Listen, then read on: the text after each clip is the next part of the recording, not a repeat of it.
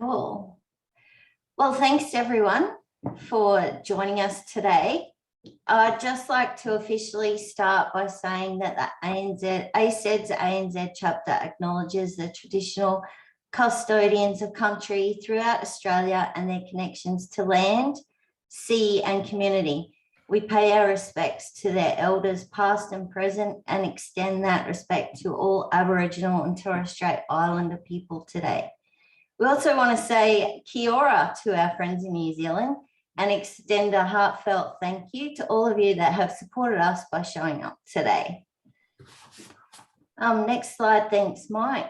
We'll just run some quick checks, hoping that everybody can hear us.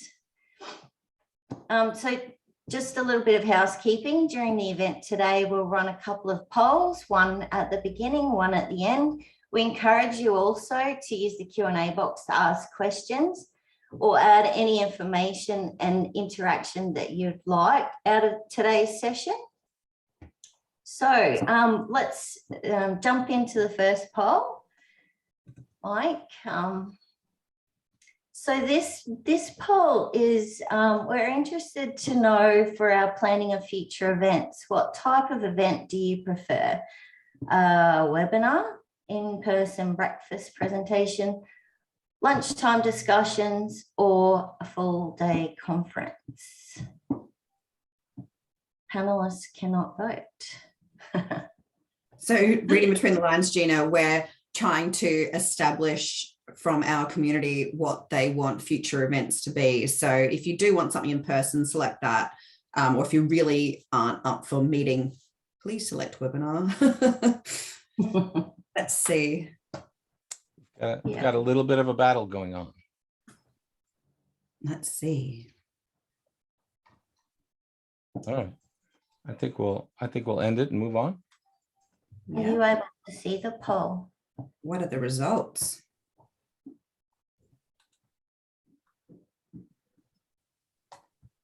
It's a 50-50 split. It is. Oh, that's good.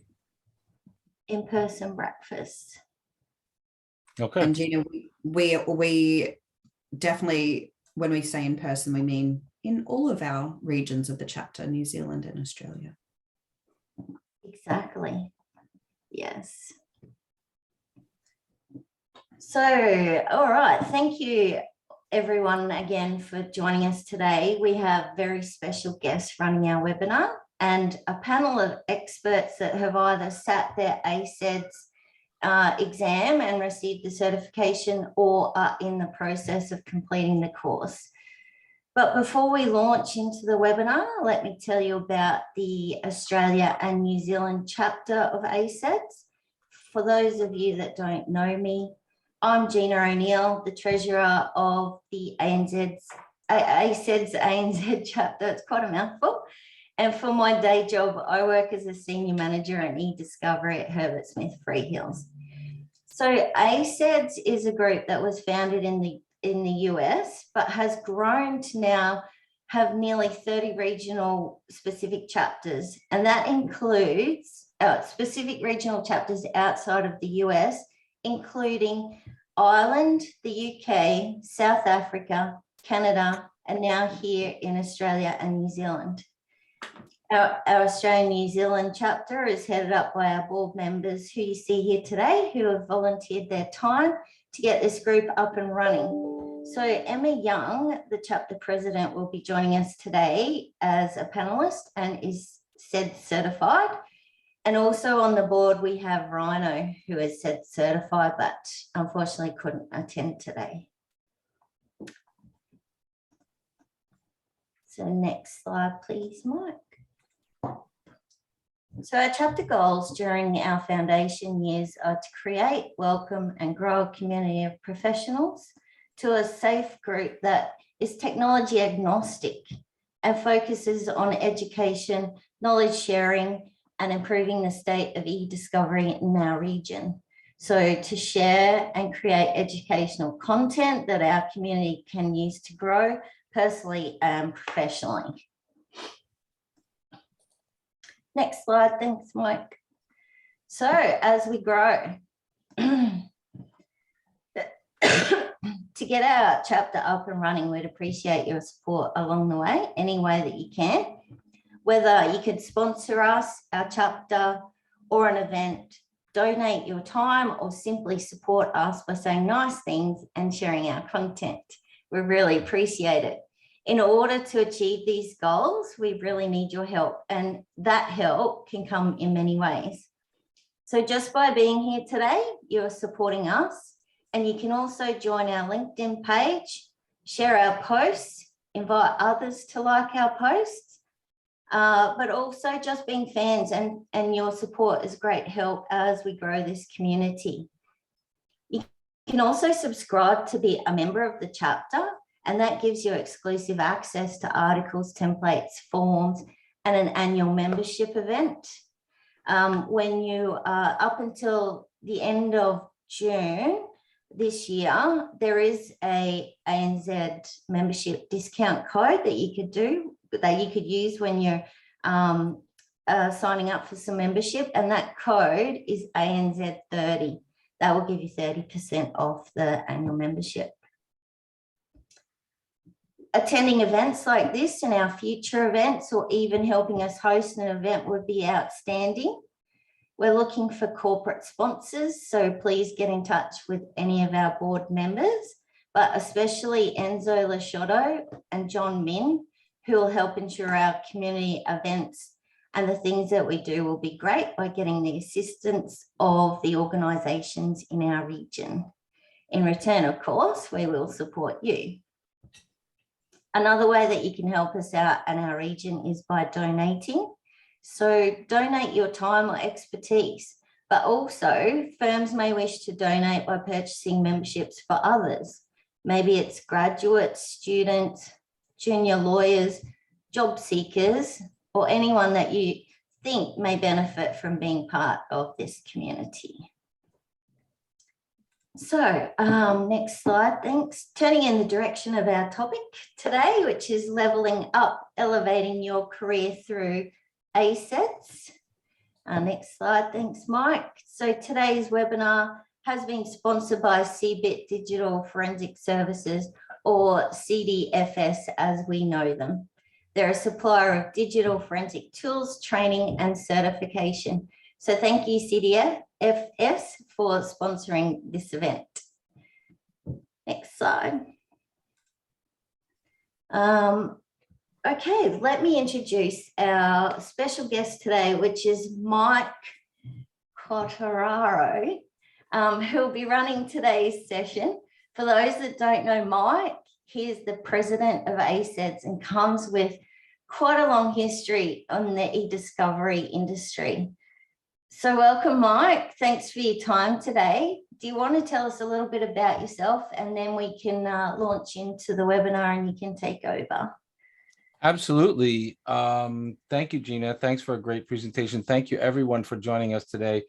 We'll get into our panel in a minute. But my name is Mike Quartararo. I'm the president of the Association of Certified eDiscovery Specialists. I've been in the eDiscovery, I should say I've been in the legal business for over 25 years. I like to say I'm a recovering law firm director, eDiscovery and litigation support manager, consultant, and more recently author, and now the head of the world's leading organization for training and certification in eDiscovery. So I've been doing this for a while. I am super excited to have played a part in launching the ANZ chapter. And so I'm incredibly thankful to everyone on our board and everyone in Australia who supported us. And I'm excited to get started today. Thanks, Mike. The cool thing about our presentation today is that we are joined by some professionals in the space in Australia, New Zealand, currently working in the industry in eDiscovery related roles. Each of them has either taken or is in the process of taking the said certification. They're with us today to share some of their experiences and to help me answer your questions. I really want to start by encouraging everyone, if you have questions about ACEDS, about the certification, about any of our programs, about eDiscovery in general, feel free to type them into the chat or into the Q&A, We'll get to them towards the end. We've got a whole Q&A session planned. I'm going to, in fairness, start with a little bit of an ACEDS commercial to familiarize people with some of our content. But before we do that, let me start with Emma. Emma's an old friend of mine, and I know that she is ACEDS certified. Emma, introduce yourself briefly. Tell us a little bit about what you do, why you do it, and most importantly, when you took the ACEDS exam and sort of the reasoning you had behind that. Sure. Well, thanks for having me, guys. It's really nice to just be a panelist on one of these things. I'm so excited about what we're doing as a group. But in terms of the day job that I hold outside of being on the ACEDS board, my current role is head of eDiscovery training for Sky Discovery, who are an eDiscovery service provider here in Australia. We've got offices in Australia and London. But my career history is that the 12 years prior to now, I spent working in London for mainly an eDiscovery service provider. I did a year with an American law firm when I first moved to London, and my 10 years before that, I worked at various firms, including Allen's here in Australia. So half of my career has been in Australia, half of my career has been in the UK. And the truth is, so I've held almost every role in eDiscovery, but sort of the vast majority of my career has been, like I think many of you, service delivery. I was project manager consulting. I built and grew a team of project managers, mainly using Ringtail and Relativity and a few other tools like that. But one of the reasons that I became ACEDS certified, and I did this actually, I think it's getting on about 8 or 9 years ago, so quite some time ago. I was working in London. I was managing a team of eDiscovery professionals, doing data processing, project management, consulting, forensic collection, etc. And I myself had achieved the Relativity suite of certifications to the level of master, which, I was proud of. It was really hard to do. But the truth is, I was looking, actually stepping one step back, I'm also not a lawyer, which is something that I sort of say proudly. I got to where I am in my career without a law degree. I've got a business degree. And I think like many people, although I've worked in law firms for sort of 10 plus years, I really did fall into eDiscovery. And at a time in my career, I thought to myself, well, what I'd really like to do is to sort of, since I don't have a law degree, I'd like another certification that sort of vetted my experience in eDiscovery. I had sort of years of experience, but, how do I sort of prove to people that I'm good at what I do and I know what I do? And so I went looking and I found ACEDS. So over the course of about sort of a year to a year and a half, I started learning more about ACEDS. I started studying for the exam. I found the exam quite difficult, I'm not going to lie, in terms of it covered a huge array of what I did in my day job. So from preservation to data collection to data processing, review, budgeting, productions, just how to run an eDiscovery case end to end. So what I mean in that it was hard, it was just there was a lot of information, and it was it was testing. It wasn't just an easy checkbox certification. It wasn't the back of a cornflakes packet. I did have to study and take the time to make sure I knew what I was talking about. But yeah, that's why I did the ACEDS cert, and I'm truly happy that I did, because it's led to so many opportunities in my career, one being, setting up the board here in Australia and New Zealand. That's awesome. What a great story. Let's turn to Helina. Helina, tell us a little bit about who you are, what you do, why you do it, and where you are in your certification journey. Sure. Thanks, Mike. Thanks for having me. My name is Helina. I am a manager at Herbert Smith Freehills. I manage delivery of eDiscovery projects and services to our clients. Have a bit of a diverse background. I was born and raised in East Africa, but have shared my life between Australia and there. I have a legal background. I started off tossing between working in international relations or community legal sector, and I also fell into eDiscovery. But at the time, I was seeking some corporate experience. I was wanting to understand a bit more about how different sectors in society relate and interact with one another. And I'm still here. I've now been in the eDiscovery industry for about 8 years. Why I do it, it attracts a broad range, a mix of professionals, technical experts, lawyers, project managers, as we all know, and everyone's operating from a particular perspective, trying to get to that same outcome. And I really love the collaboration. Of course, there are challenges given the diverse mix, but I really do enjoy being part of the whole process. I'm studying for the ACEDS certification because it offers a great framework for the concepts and terms that are specific to the entire eDiscovery process. And I'm already applying it to my day-to-day and communicating to our lawyers, especially why we need to be engaged as early as possible. And it's really enhancing my role in bridging gaps between how various parties operate and interact with one another. So yeah.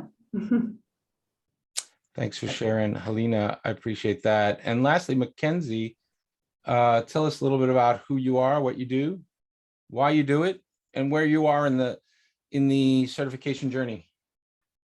Hi everyone, thanks for having me. So my name is Mackenzie James, and I'm a consultant out of Brisbane in the Clayton Utes Forensic and Technology Services team. So a bit of my background, I'm quite new to the industry, particularly considering the other people I have on this call here. I went looking while at uni for career paths in law, and I sort of fell into the FTS group, but quickly found that it was something I really enjoyed working with. So that kind of pushed me down the eDiscovery project management route. So my background being legal, I enjoyed sitting in that role where my job primarily was to liaise with the legal teams and the eDiscovery technologists. And that's also then kind of what led me to pursuing these certifications. So I was looking for something that validated my knowledge, but also allowed me to learn more, more process-driven rather than technical certifications like other ones that are out there. And this kind of looked to me to be the best thing there was to do that, to provide that full understanding of the EDRM and those processes. And it's already helped me in my day job in validating to the legal teams that I know what I'm talking about, but also within my own practice group. So currently I've taken the eDiscovery Executive Certificate quite recently, actually about a month ago, and I'm currently studying for the ACEDS certification as well, which I hope to take soon. Awesome. All right, great. First of all, thanks to each and every one of you for joining us today. I appreciate everybody taking the time to share with our up and coming ACEDS members what can they experience? What might they experience? Let's get started a little bit. I want to dig into who exactly, for anyone who doesn't really know, ACEDS is the world's leading organization for training and certification in eDiscovery. Our vision statement, as you can see on the screen, is really to inspire and to educate and to have a unifying influence in the development of technology. And of course, the certification, one of the reasons we believe in certification is because it validates one's technical competence. That's kind of what guides us on a daily basis. But we're also a member-based global association for individuals and organizations who work in eDiscovery, information governance, compliance, and frankly, the broader legal community. We provide training, certification, professional development in eDiscovery, related disciplines at law firms, corporate legal departments, service providers, the government, and in academia as well. Our mission is to improve and through certification to validate individuals' knowledge and skills in eDiscovery. Along the way, we increase technology competence, which we love to do because it's needed in the legal space. And we also try to help individuals advance their careers and create opportunities for those working in eDiscovery. Currently, we are about 2,550 active members in 20 countries around the globe. More than 1,500 of those hold the ACEDS certification, and there are about 550 people actively studying for the exam as we speak. As you can see from the graphic on your screen, we're pretty equally dispersed across the industry in law firms, service providers, and corporations. And then, of course, we've got some individuals in government and education sprinkled in there as well. But the best thing about our organization, the best thing about ACEDS, in my view at least, is that we've got these chapters around the globe. We've got 29 different chapters, most major US cities, Canada, the UK, Ireland, Benelux near Amsterdam, and South Africa. And we've got additional chapters coming online soon. We're a growing organization. We're built on some pretty simple principles. We want to build a community of professionals and create a forum for the exchange of ideas and the development of best practices in eDiscovery. We want to foster professionalism, contribute to and advance the quality of education and the management of eDiscovery and related disciplines. We want to provide eDiscovery training and certification and other educational initiatives. We want to identify and promote the fundamental skills, knowledge, and talents required to advance the body of knowledge in eDiscovery. And we want to promote and advance a unifying influence in the advancement of technology. We offer a number of different ways to get involved. Obviously, membership gets you in the door, gets you access to our webinars, our events, and our other exclusive content. Anytime you complete one of our programs, you will receive an acknowledgement of that achievement and a digital badge to display it to your friends and colleagues on your email, on your social media, whatever it may be. Some of the programs are our eDiscovery Executive Certificate Program. It is designed for those who are new or who are just entering the legal or eDiscovery fields, perhaps for paralegals, if they're trying to move into the eDiscovery space. Basically, for people who are not accustomed to working in eDiscovery, it's a foundational course. Our flagship product is the ACEDS Certified eDiscovery Specialist Certification. This is the only psychometrically sound eDiscovery certification exam in the industry. It is designed to validate your knowledge and skills. The credential is widely accepted and respected by law firms, corporate legal departments, and governments across the globe. Again, we have more than 4,000 people have taken the exam, but about 1,500 active ACEDS certified professionals around the globe in 20 different countries. Then, of course, we offer an eDiscovery Advanced certificate. It's a more advanced program than the eDEX. It covers best practices across the life cycle. We designed the program really for those who may not want to pursue certification. We've learned over the course of 10 years that certification is not for everyone. So here we offer the same high-level training minus the stress of preparing for a psychometrically sound certification exam. And then we have our eDiscovery Technical Certificate, which is a series of software simulations that expose students to 9 different softwares currently in use in the legal industry, actual simulations using the software, which is we've found one of our more popular educational offerings. And as we grow, we continue to offer other educational opportunities like our financial competence series, our mini MBA class. And we'll continue to design programs so long as we have the means and the interest and the resources.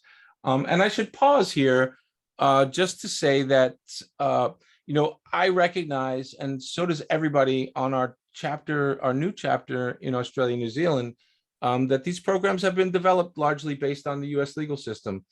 The good news is that we are actively revising our eDiscovery Executive Program to be jurisdictionally agnostic. And we've been talking with the chapter members in Australia, New Zealand to begin designing an Australia, New Zealand specific certification program. So we're working on that. And I would just add that in the meantime, and I know I'm going to ask our panelists about this in a minute, but many people find that even the US-based discovery process is still instructive and still useful, even if you're not in the United States. And the reality is most business today is global. So you may find yourself, even though you're in Australia or New Zealand, you may find yourself working with a law firm in the States. And so it'll still be as useful, but we'll come back to this in a minute. I should finally say that don't take my word for it. Here's some testimonials. The ACEDS certification is, like I said, one of the most highly respected certifications in the legal business. It not only validates your knowledge and skill, it also helps to advance your career. We did some market research and we learned that 84% of those who achieved the ACEDS certification found it made them stand out as a job candidate. 85% said it improved their reputation, and 83% said it improved their knowledge and skill. Most said that the certification leads to a higher salary, and hiring managers all tend to agree that they are more likely to hire a SED certified candidate over a non-certified candidate. So that's something that's useful. And now we turn to, that concludes the ACEDS commercial. I apologize for that. But we wanted to give you some information about who we are since we're fairly new in the region. I hope it's been informative. What I like to do now is get some reaction from our panelists and ask them to relate to you some of their experience working in our programs, and if appropriate, how they're preparing to take the SED exam. So I guess I'll go back to Emma because I know she's SED certified. Emma, I know it was a couple of years ago, but let me draw you in here and say, what was it like preparing for the exam, and what was your overall experience like? But also speak a little bit to the, as I pointed out, the fact that it is a US-based certification currently. We're working on a more jurisdictionally diverse set of certifications. We just launched in Canada, by the way. But speak to that a little bit. Tell us about your experience. Yeah, sure. Oh, no, I'd love to. So as you guys know, I was living in London at the time of doing my SED certification, but that's on the back of, my foundation 10 years in eDiscovery. And there are differences in how eDiscovery is done around the world. I think that's good to know generally, being an eDiscovery professional. But when you claw things back to basics, an email's an email, a document's a document, collecting and preserving metadata doesn't really need to depend on your jurisdiction. It's just good practice when you're extracting metadata and using those fields to sort, filter, and manage electronic documents in a database. Ones and zeros are ones and zeros globally, right? So I just, when I suppose I'm thinking about this from a global perspective, and one of the reasons I chose to do the SEDS exam was because it was just focused on the fundamentals of eDiscovery, and sort of having worked, in 2 specific locations across the world. What I do find is that 90% of what we do, if not 95% of what we do as eDiscovery professionals, is the same no matter where you are. I will admit, when I moved to England after 10 years in Australia, I was a bit like, oh, wow, I'm going to have to sort of step back a little bit. I was a bit nervous about sort of how things would be different, but, it really didn't take me very long to catch back up. What I will say also is that I have heard on the grapevine, and friends of mine, colleagues of mine have sort of said, oh, well, ACEDS, it's quite American. A lot of the content's quite American. And I'm not going to lie, there are questions on the exam that relate to the federal court rules in the US. I learnt them.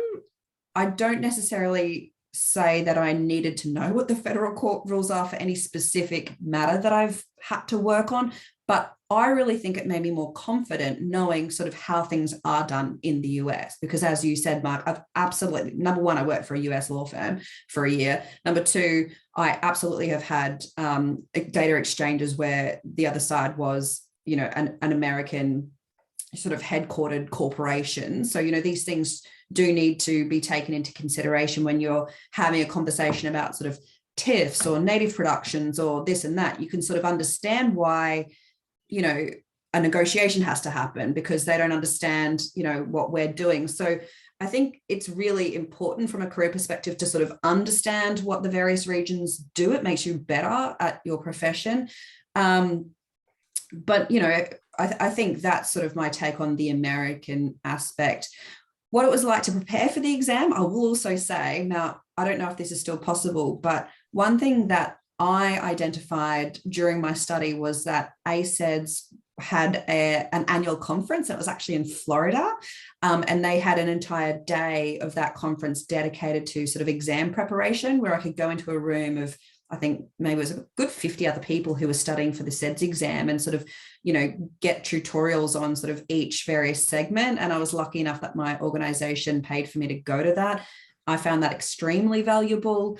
But, it just came back also to me sort of studying, getting my head around the content, and the exam itself was 4 hours at a Microsoft exam center in Putney somewhere in the UK. It was pretty daunting, but yeah, I feel pretty lucky that I did pass. And, as I said before, I'm really happy that I did the exam when I did it. And you've been a rock star in the industry ever since. Thank you so much for that. Mackenzie, let's turn to you. I know you're in the process of preparing for the exam. So tell us a little bit about what you're doing. If someone in our audience is perhaps interested in pursuing this, what can they expect? Yeah, sure. So I guess obviously there's the different certifications. So the eDex for me, one of the things I found particularly about that one was it was very straightforward. There was the videos you could follow along with. It was all very led, and that meant I couldn't really go astray. It was all there for me. I just had to, sit there and absorb it and engage with the content. And then by doing so, the exam was very straightforward. For ACEDS, it's a bit different, but again, the content's all there. The modules are all there.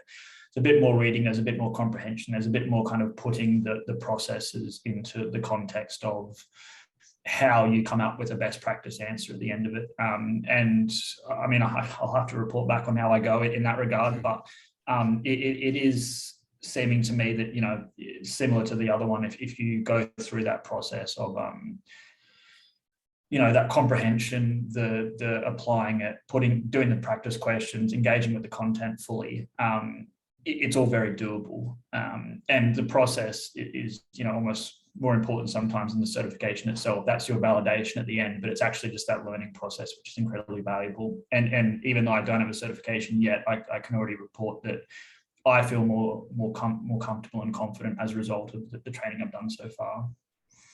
That's awesome. And I should point out too, for anyone who's preparing or thinking about getting involved, there's some other things we do. Look, at the end of the day, ACED's goal is to get everyone certified. We don't just, say, here, sign up for this course, and you're on your own. We've got study groups. We've got a mentorship program. Along with the course, you get a 125-page study guide. You get recorded lectures.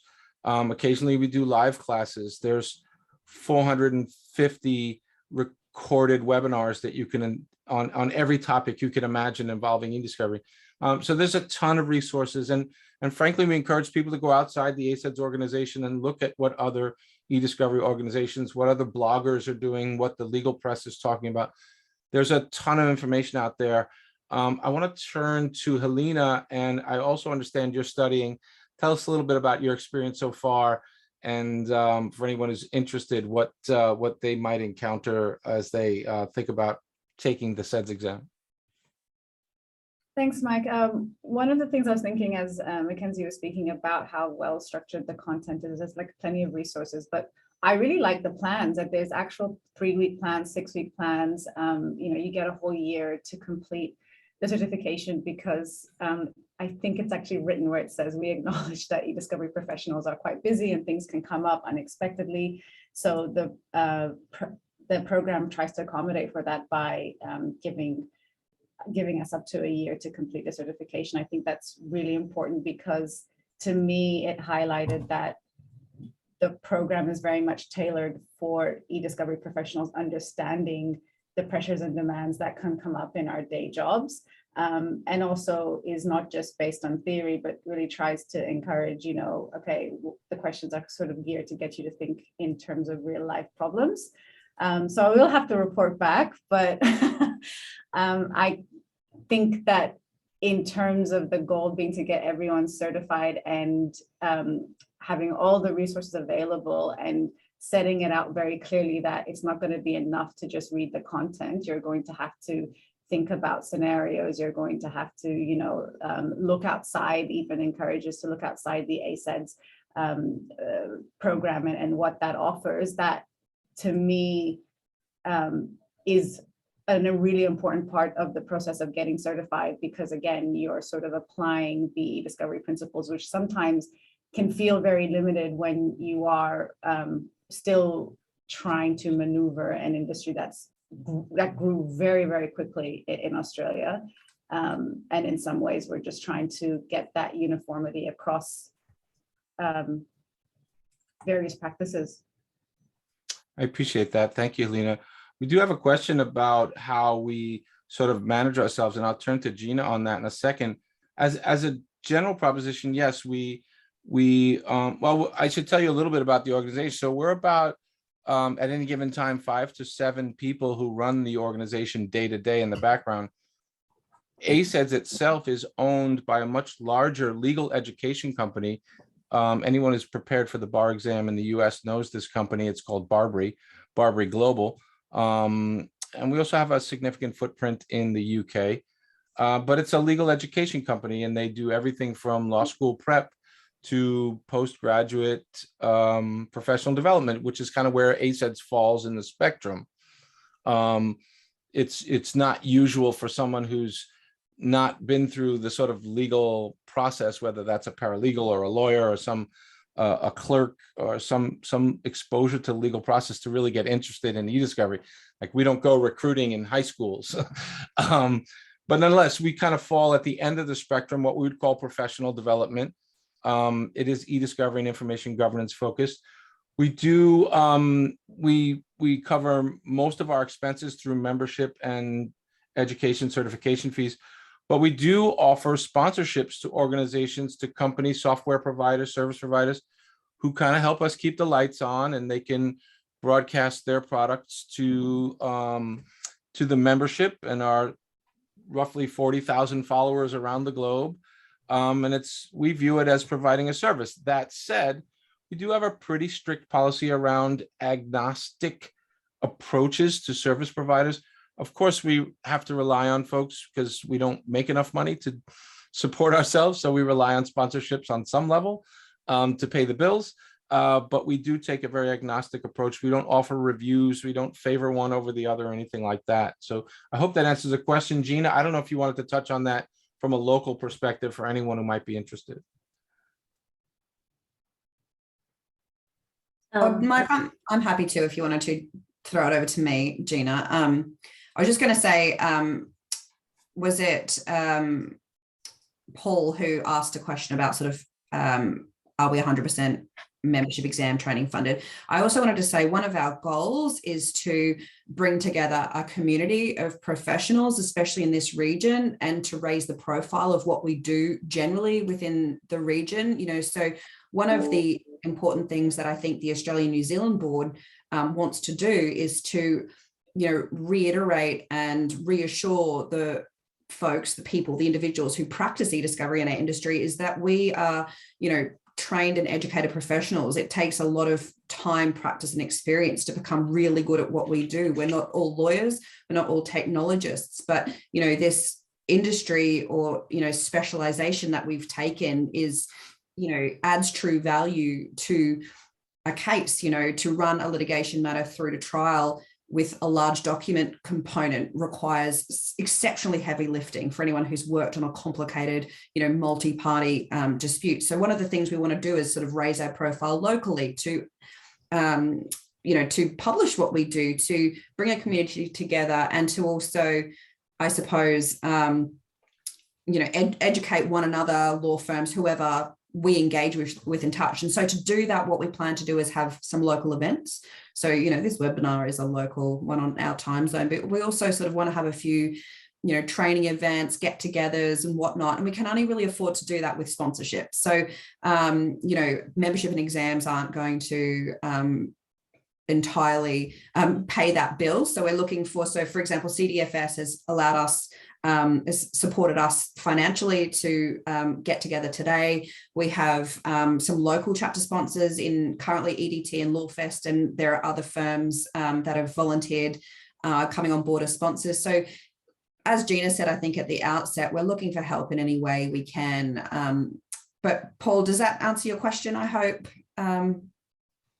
Yeah, I would just add too that, the running of an association, and I didn't really appreciate this until I got here, but there's a tremendous infrastructure running behind the scenes that people don't ordinarily think about. There's a test administration system. There's a learning, an instructional design team. There's all kinds of software we need to run it. There's the website and all the resources that we put out there. So there's a good deal of expense to keeping the organization running. And so that's why we rely on not just membership, but also sponsorship to help, particularly in the local events. When we get to area events, conferences, and by the way, Gina, I'm trying desperately to bring back our annual conference. I haven't been able to do that yet. We haven't had a conference in a couple of years, but we'll get back to it eventually. But yeah, I just want to be transparent so everybody understands how the organization works. And if they have any questions about it, feel free to. Oh wow, we got a whole bunch of questions. Mike, can I actually just ask a question over to Helina? Absolutely. Because what I really liked about your intro and motivation for doing the certification, Helina, is that coupled with your background as you are a professional lawyer, you've worked in-house in corporate legal departments, and you're now performing eDiscovery, and as a non-lawyer myself, and I don't know if anyone else out there on the panel has had this experience, what is your experience? You're a lawyer, right? But what is your experience in, I think you said you've got a matter, you're getting involved, but what's your experience in getting involved early and education and training sort of your lawyer clients around the importance of getting eDiscovery right? And is there anything else you want more in this space? Is there anything we can do to help, or what's your experience and what would you like to see more of? Thanks for the question, Emma. I don't know if my experience or legal background necessarily is as significant of a factor in trying to get involved in the process as early as possible. I think there's some things that are just inherent to the way that the eDiscovery industry has evolved and the background, especially in the context of large law firms, that has meant, as far as I can see, certain things just had to happen in order to even enable us to get in earlier. And I think one of the things I've definitely appreciated over time is that the lawyers themselves are operating to their own deadlines and their own client pressures, and they don't necessarily have the visibility that we always try and ask for more of. But because things have become so complex in a very short amount of time, and technology evolves so quickly, and by contrast, the legal profession is always behind. It's always a fight to kind of get it to catch up with, I guess, what's the progress that society makes. So there's this real tension between how quickly technology changes and then how slowly the legal industry and the lawyers are to adapt to those changes, because of the way that lawyers operate. Like, everything has to be really well thought out and considered, and risk assessment. And there's also an expectation, unrealistic as it may be, that technology is a silver bullet. You just press a button and off it goes. So the fact that we now live in a digital age, and things are a lot more complicated, and the business is actually in continuously updating your software, coming up with new different tools and platforms, which means we've got all these different versions and systems and softwares that some are compatible and some aren't, has really forced lawyers to go, all right, we actually need to take a step back and be guided by the technical experts.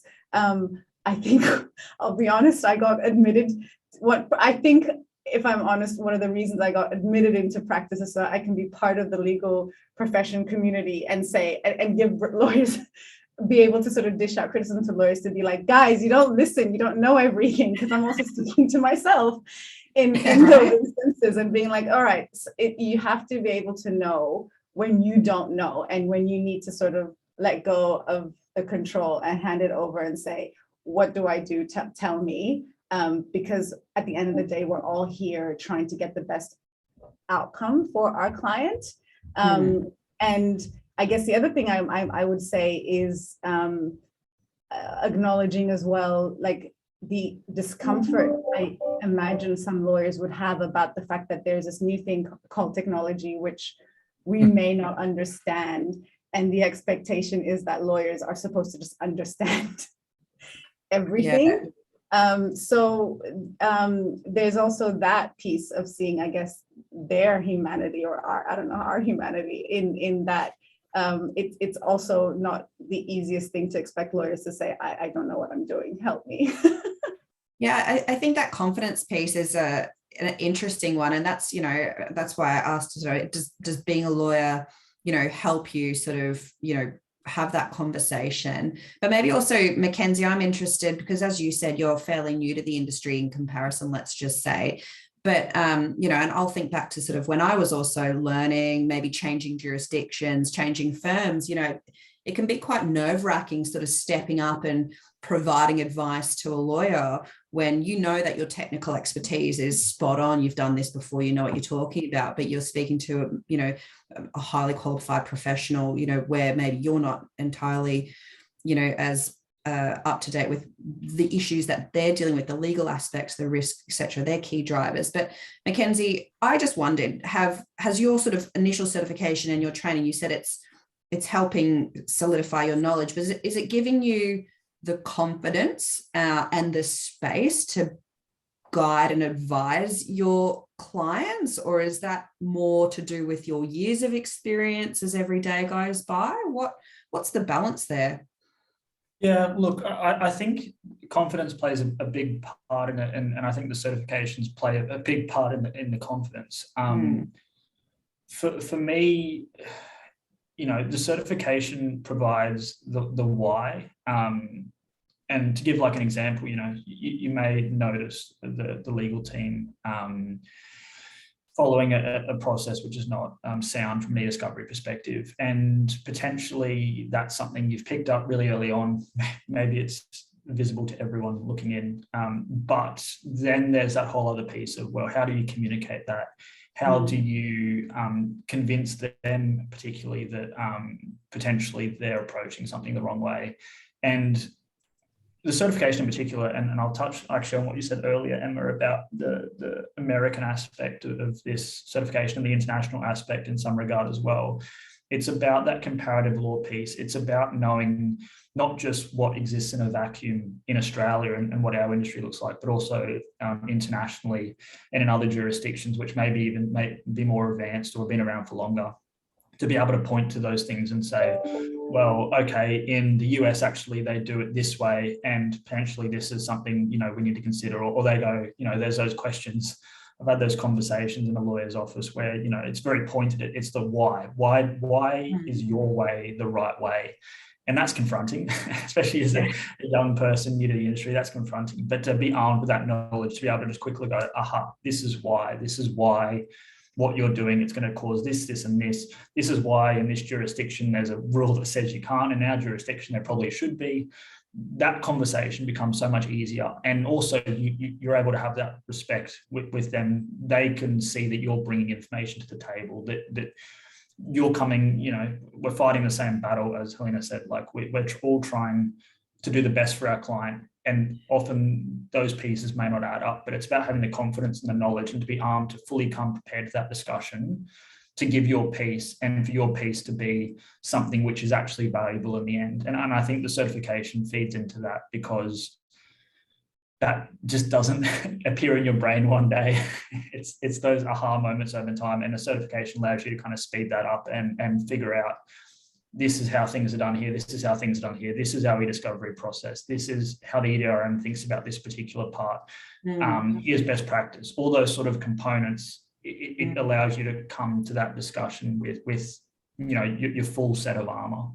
What I picked up on you saying there, it was kind of a bit of an aha moment for me as well, is just because the rules in our jurisdiction don't specifically say you should do X or Y, doesn't mean that there's not a better way to do it, or maybe it's silent on a certain thing that another jurisdiction's picked up on, or you've just read through your learning. Just because the rules don't say you have to doesn't mean that you shouldn't consider doing things in a certain way. I think that's kind of really cool that was something you picked up on then. Mike, I think we've got or Gina, I'll stop bothering you with my questions. I've got a question of Mike. So Mike, is there any benefits for internationals that are sitting the exam, given that the US portion of it that they have to learn? Yeah, so we obviously recognize that, folks from a jurisdiction other than the US, the exam currently exists in a US form and a Canadian form. So if you're outside one of those jurisdictions, we give additional time for you to gain some understanding of the local rules and regulations that govern the particular jurisdiction. So for instance, we would give, I think we give 2 additional hours to when you write the exam or sit for the exam, so that you have just additional time to take the exam, given it's outside. And we do the same thing for folks who might have a disability or a handicap or something. We do the same thing if they have a some accommodation that needs to be made. Great. Thanks. What's the pass rate, Mike? Pass rate is about 70%. It's actually a small fraction under 70%. I think it's 69.7 or 6 or something like that. Most people, 70% of the time, they pass. And then in most instances, people who retake the exam pass at a much higher percentage. And I don't actually have that number in front of me. 69.6, my colleague is telling me. You're getting chat. Very precise. All right, we've got another poll question I can jump to. Sure. If I can get the slides to work. There we go. Oh, So let me actually launch the poll. I know there's a way to do that. All I have to do is go here.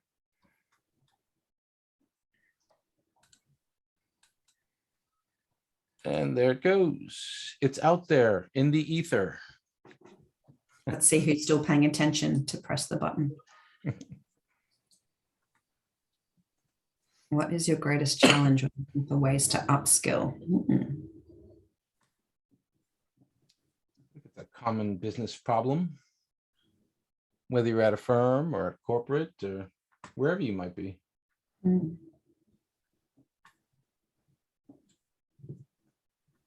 We'll give it another second.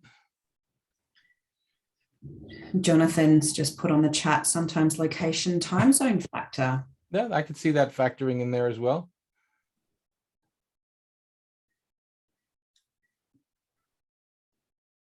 All right, I think we've got what we came for.